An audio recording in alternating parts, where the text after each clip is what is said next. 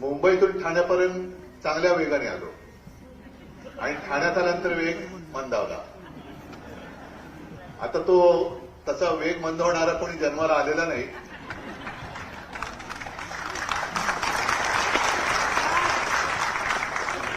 पण ठाण्याच्या ट्रॅफिकने वेग मंदावला.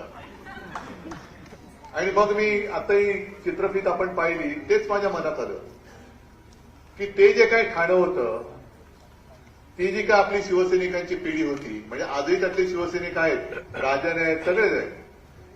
पण तेव्हाचं ठाणं हे ठाणेकरांना आनंद देणारं होतं. आणि आत्ताचं ठाणं हे मला असं वाटतं कॉन्ट्रॅक्टरचं ठाणं झालेलं आहे.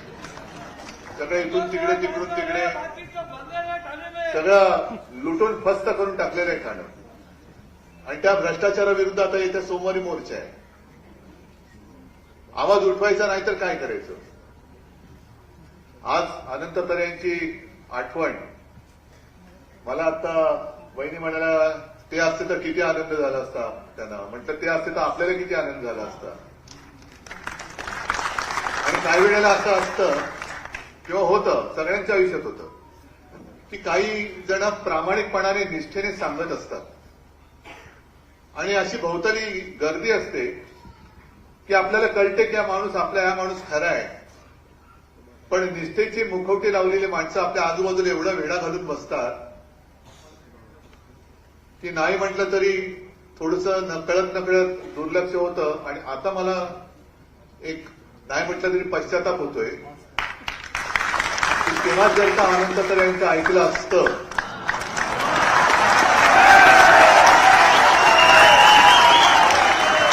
तर आता जरा कुठे गळ्याची येत्या म्हटल्यानंतर अमित शहाच्या चरणी घालीन लोटांगण करून वाचवा म्हणून हंबरडा फोडणारी माणसं दिसली नसती. आणि शेतकऱ्यांसाठी हंबरडा मोर्चा काढला तो वेगळा आणि यांचा हंबरडा वेगळा. हे वाचवा म्हणून हंबरडा फोडून जात आहे. आता काही वेळेला अशी परिस्थिती असते, मला वाटतं 2014 साली, बरोबर ना, 14 साली तरे साहेब उभे राहत होते आणि अचानक परिस्थिती जी मी म्हणतो की सगळं ठरलं होतं. शिवसेना भाजपा युती ठरली होती, जागा वाटप जवळपास झाला होता, उद्या शेवटचा दिवस अर्ज भरण्याचा, आणि अचानक भाजपकडनं युती तोडली गेली. करायचं काय. एकतर शिवसेना प्रमुख 2012 साली आपल्यातून गेले, 2014 सालची निवडणूक, करायचं काय, लढायचं कसं. आणि तेव्हा शिवसेना संपवण्याचा भाजपचा डाव होता. आपण लढलो, उमेदवार उभे केले आणि तरे साहेबांनी तेव्हा मला वाटतं अपक्ष अर्ज भरलेला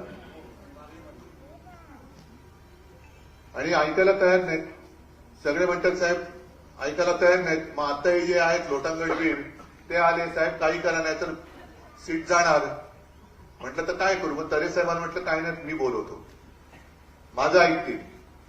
मग त्यांच्याशी मी बोललो. त्यांना म्हटलं तरे साहेब एकतर भाजप आपल्याला संपवायला निघालाय, आत्ता जरा समजून घ्या, सगळ्या मिळून आता पहिले हे संकट दूर करूया आणि मग नंतर प्रत्येकाचे मान पान.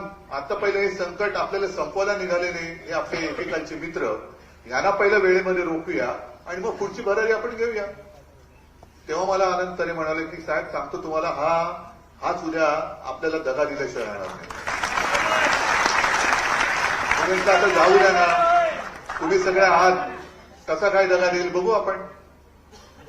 आणि जे घडायला नको ते घडलं.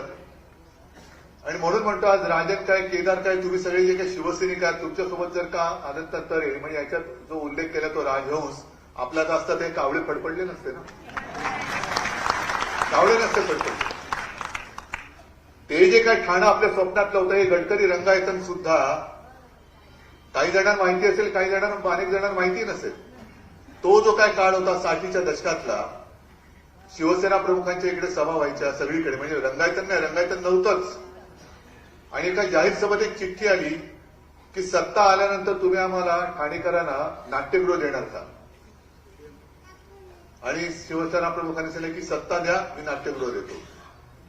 त्याप्रमाणे ठाणेकरांनी आपला शब्द पाळला, सत्ता दिली. शिवसेना प्रमुखांनी नाट्यगृह दिलं, स्टेडियम दिला, तलाव चांगले सुशोभीकरण झाले, उद्यानं दिली. आणि तो जो काही काळ होता त्या काळामध्ये सलग 3 वर्ष महापौर होणं हा एक नाही म्हटलं तरी विक्रम आहे. विक्रम. कारण एकदा कोणतरी होऊन गेला की पुढच्या वेळेला निवडून येणं हे मुश्किल असतं. आणि सातत्याने म्हणजे हेच ते ठाण आहे. जिकडे गद्दारी केली गेली, गद्दारी झाली, गद्दारांना क्षमा नाही, गद्दारी केली गेली म्हणून सर्व नगरसेवकांचे राजीनामे शिवसेना प्रमुखांनी घेतले होते. त्याच ठाण्यामध्ये आपल्या निष्ठेच्या आणि जनसेवेच्या आणि शिवसेनेच्या प्रेमापायी 3 वर्ष सलग महापौर पद भूषवणारे मला वाटतं एकमेव द्वितीय अनंत तरे, यापुढे तसं पण होईल असं मला वाटतं. आणि तो सगळा काळ ह्या आठवणीची पुस्तकं पानं ही मला चाळायची आहेत. पण आठवणीची पानंही आपल्या मनामध्ये असतातच. त्याच्यासाठी पुस्तक असलं नसलं, पुस्तक चांगलं आहे, पण प्रत्येकाच्या मनामध्ये या आठवणी असतात. हेच ते ठाणं. या ठाण्यामध्ये दिग्गज म्हणजे सुरुवातीपासून आनंद दिघे आहेत, वसंतराव मराठे आपले पहिले नगराध्यक्ष जनतेने निवडून दिलेले, त्याच्यानंतर मग आनंद दिघे, मोदा जोशी, प्रकाश परांजपे, रघुनाथ मोरे, कितीतरी म्हणजे सगळे एकापेक्षा एक सरस. ही सगळी माणसं असती आज आपल्या सोबतीला, राजेंच्या सोबतीला, तुमच्या सगळ्यांच्या सोबतीला, तर कोणाची हिंमत होती ठाण्यामध्ये गद्दारीतला ग उच्चारण्याची? हिंमतच झाली नाही. आणि आमचं म्हणजे कसं योगायोग असतो बघा, की आनंद दिघे, अनंत तरे आणि आमचं ठाकरे कुटुंबीय यांची दैवत एकच, एकवीर आई. आम्ही एका आईची लेकरं म्हणतो ती अशी. आणि त्याच्यानंतर जेव्हा तरे साहेब तिथे ट्रस्टी झाले, मला वाटतं अध्यक्ष, कधीही दर्शनाला जायचं, आदल्या दिवशी जरी फोन केला तरी आमच्या आधी गडावर जाऊन पोचलेला असायचा हा माणूस. नाही उद्धवजी येत आहेत, नाही अमुक येत आहेत, ठाकरे म्हणजे आमच्या कुटुंबातलं कोणी तिथे जाणार असलं आमच्या आधी, बरं नुसतं आधी जाऊन नाही, आधी जाऊन वर, म्हणजे आता ते मला वाटतं अर्ध्या याच्यापर्यंत गाडी जाते, पण तेव्हा तसं नव्हतं. गट सोडून वरती जायचे, सगळी सोय करायची, पुन्हा स्वागताला खाली येऊन उभे. अहो म्हटलं तुम्ही असं काय करता? नाही नाही तुम्ही येणार, मग असं कसं चालेल? मग ते यथासांग सगळं दर्शन प्रसाद विसाद घेऊन सगळं मग आम्ही यायचो परत. तसं पाहिलं तर तो जो आता उल्लेख झाला लोकसभा निवडणूक, एक थोडक्यामध्ये एक ती संधी हुकली, नाहीतर एक इतिहास आणखीन घडला असता. अंतुलेंचा पराभव करून अनंत तरे हे त्याच वेळेला दिल्लीत गेले असते. पण आधी आपली काही तयारी नव्हती. अचानक ठरलं, शिवसेना प्रमुखांनी सांगितलं आनंद लढ, राहिले उभे, लढले. ही जी एक वृत्ती असते शिवसैनिकाची, ती त्यांच्यामध्ये ओतप्रोत भरलेली होती. आणि नंतर सुद्धा आपल्यामध्ये गद्दारी झाली. एक काळ असा होता शिवसेना आणि संकट, संकट आणि शिवसेना, म्हणजे इतरांवरची संकट शिवसेना दूर करते, पण शिवसेनेवरती काही कमी संकट नाही आली आतापर्यंत. प्रत्येक संकटामध्ये शिवसैनिक छातीचा पोट करून मारतो. साधारणतः 2005-6चा तो सुमार असेल, आपण एका पाठोपाठ एक पोट निवडणुका हरत होतो आणि श्रीवर्धनची पोट निवडणूक लागली. मी तिथे जात होतो, प्रचाराला जात होतो. माझ्या बहुतेक प्रत्येक प्रचार दौऱ्यात अनंत तरे माझ्या खांद्याला खांदा लावून मैदानात उतरले होते. आणि एवढी सगळी पराक्रमाची शर्त सगळ्यांनी केली की आपली पराभवाची शृंखला त्या श्रीवर्धनच्या विजयाने आपण तोडून टाकली. त्याच्यानंतर आपली घोडदौड सुरू झाली. ही अशी माणसं एकतर पुन्हा पुन्हा मिळत नाहीत आणि होतात ती लवकर का जातात हेच मला कळत नाही. असो, जे काही घडून गेलं त्याच्यात आता तर काय आपण करू शकत नाही. पण एका गोष्टीचा मला अभिमान आहे की शिवसेनेवरती जशी संकट आली तसे तरे कुटुंबियांवरती आली. म्हणजे आज कुटुंब म्हटलं तर तरे साहेब, वहिनी, त्यांचा मुलगा, आणि एवढी संकट आली तरी सुद्धा तरी कुटुंब शिवसेनेचा भगवा सोडायला तयार नाही. याला म्हणतात मी वहिनी तुमच्या गेल्या आठवड्यात पाहिली मुलाखत टीव्हीवर, युट्यूबवरती आणि पत्रकार परिषद. तुम्ही पण पाहिली का? नसेल पाहिली तर बघा, पाहिजे ना. याला म्हणतात वाघ, याला म्हणतात वाघीण. घाबरायचं नाही, आहे ना आई एकविरा आपल्या पाठीशी आहे. बघू ना कोण येतं मध्ये आपल्या आडवं, कोण अडवायचं तेच बघू. आडवं येणाऱ्याला आडवं करून पुढे जातो तो शिवसैनिक. आणि तीच वेळ आहे कदाचित आई एकविरा आपली परीक्षा बघत असेल की तुमची सगळी आयुधं काढलेत, आता कशी लढता बोला. बस तुझ्या आशीर्वादाचं आयुध आमच्याकडे साठी पुरेसे आहे. त्या आशीर्वादाच्या आयुधावरती आम्ही पराक्रमाची शर्त करून, आता दिवाळी येते, महिषासूर मारल्याशिवाय राहत नाही हे आपण आपल्याला दाखवून द्यायचं. ही त्यांचं तुम्ही बघितलं ना चित्रफितीमध्ये, दरबार म्हणजे लोक कशी येत होती, कसं त्यांना आशीर्वाद मिळत होते. ते आशीर्वाद फुकट नाही जाणार, कधीच फुकट नाही जाऊ शकत. गोरगरिबांचे आशीर्वाद म्हणजे मी एक गोष्ट नेहमी सांगतो, आता लोकसभेच्या निवडणुकीनंतर, आज जसं मी छत्रपती संभाजीनगरला गेलो होतो तसंच लोकसभेला, सगळ्या लोकसभेमध्ये मी फिरलो. आणि धाराशिवला आपला ओमदादा आहे, ओमराजे निंबाळकर, प्रचंड सभा झाली. आणि सभा झाल्यानंतर एक साधा शेतकरी व्यासपीठावरती आला. शेतकरी म्हटल्यानंतर काय बिचाराचं मळके कपडे, धोतर बितर सुद्धा काय कसं, आणि मला म्हणाला साहेब मला ओमदादाला निवडणुकीसाठी मदत करायची. म्हटलं मदत, मी म्हटलं काय, नाही मला त्याला मदत करायची. बघितलं एक छोटीशी अशी एक पुरचुंडी म्हणा काहीतरी हातामध्ये होती. आता तुम्ही विचार करा, ते शेतकरी एक तर दुःखात, आता तर त्यांचं आयुष्यच उद्ध्वस्त झाले. शेतकरी कधी तसा आनंदात असू शकत नाही, कारण पीक आलं तरी हमीभाव नसतो, पीक गेलं तर सगळंच गेलं. आणि तशाही परिस्थितीमध्ये तो शेतकरी हा माझा ओमदादा निवडून आला पाहिजे म्हणून माझ्याकडनं फुलाची पाकळी द्यायला आला होता. केवढे मोठे आशीर्वाद होते. त्या शेतकऱ्याचा 1 रुपया या गद्दारांच्या 1000 कोटी बरोबर होते. आणि ही आपल्या आयुष्याची कमाई आहे. ज्या मार्गावर आपण चाललेलो आहोत हे ठीक आहे, त्यांना सगळी आमिष दाखवली जात आहेत, पदं दिली जात आहेत, पण त्यांना कल्पना नाही त्यांचा ज्या वेळेला, आता तर वापर संपलाच आहे, पण ज्या वेळेला त्यांचा वापर संपेल तेव्हा कचरा कुंडीत त्यांना फेकून दिलं जाईल. आणि मग कपाळावरती हात बडवत ह्याच ठाण्यामध्ये फिरताना तुम्हाला दिसतील. काय करतायत, कोणाच्या मुळावरती येत आहे? ज्यांनी तुम्हाला राजकारणामध्ये जन्म दिला, ज्यांनी तुम्हाला लोकांमध्ये ओळख दिली, त्या शिवसेना या आईचा घात करता तुम्ही. आणि जो आईचा घात करतो तो काही लोकांना न्याय देऊ शकतो? आणि आता तुम्ही यांच्या पायावरती लोटांगण घालताय, त्याच्या मनात हेच असेल, अरे याला जरा कुठे मधाचं बोट चाटवलं तर यांनी आईचा घात केला, हा उद्या उठून माझा घात करणारे निश्चित आहे, मग कशाला याला पोसायचं?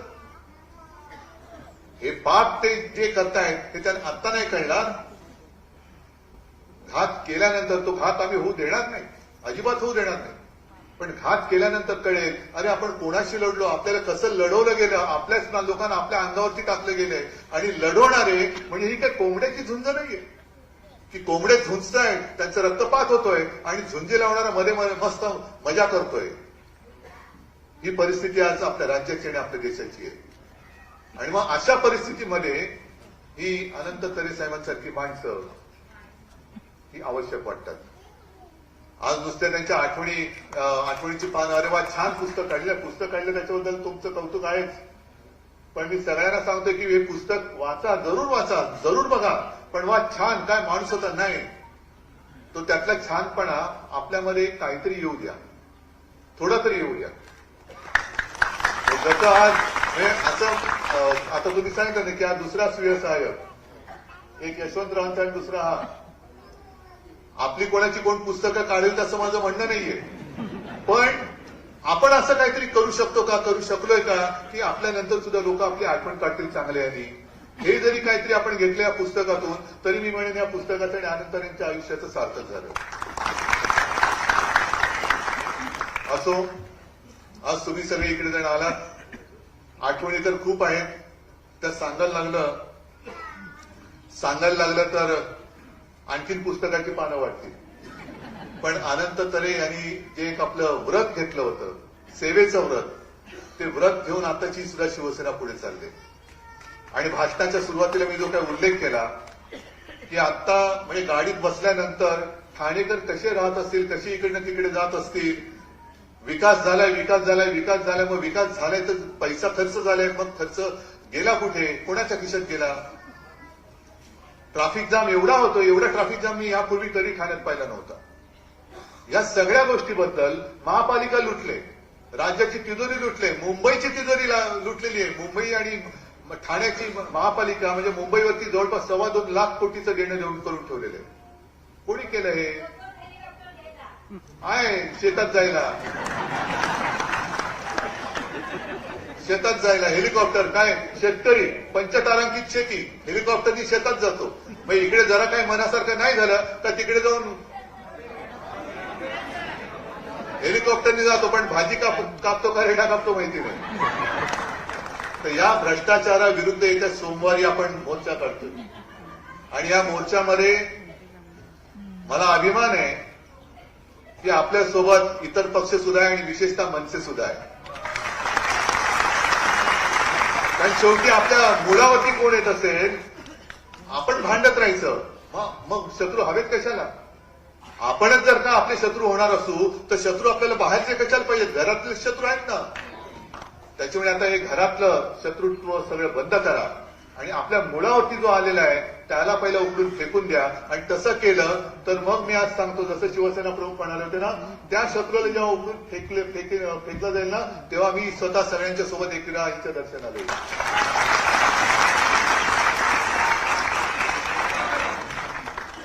ठीक आहे, मला वाटतं ठाणेकरांनी ठरवलं तर नक्की होईल. आणि ठाणेकरांनी एकदा ठरवलं की ते ठरवतात आणि तसं ते करतात आणि तसं तुम्ही ते कराल याची खात्री बाळगतो आणि आपली रजा घेतो.